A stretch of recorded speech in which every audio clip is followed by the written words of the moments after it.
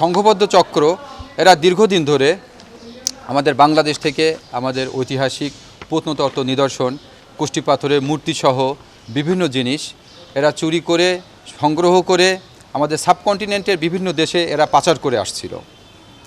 এরকম একটা সংবাদের ভিত্তিতে আমরা কাজ করছিলাম।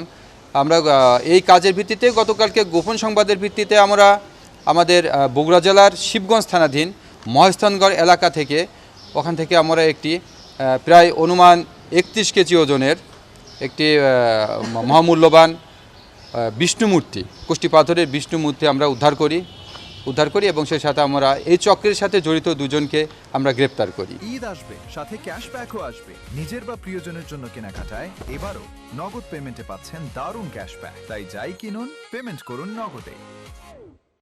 এই চক্রটি দীর্ঘদিন ধরে বাংলাদেশের বিভিন্ন জায়গা থেকে কুষ্টি পাথরের মূর্তি সহ বিভিন্ন প্রত্নতাত্ত্বিক নিদর্শন এগুলো সংগ্রহ করে সাবকন্টিনেন্টের আমাদের পার্শ্ববর্তী দেশও সাবকন্টিনেন্টের বিভিন্ন দেশে এগুলো অধিক মূল্যে এগুলো বিক্রয় করে আসছিল এবং পাচার করে আসছিল।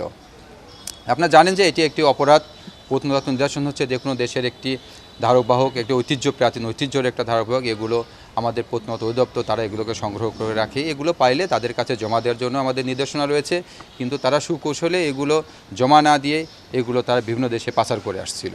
এই প্রেক্ষিতে গতকালকে অভিযানটা পরিচালনা করে তাদেরকে আমরা গ্রেপ্তার করছি।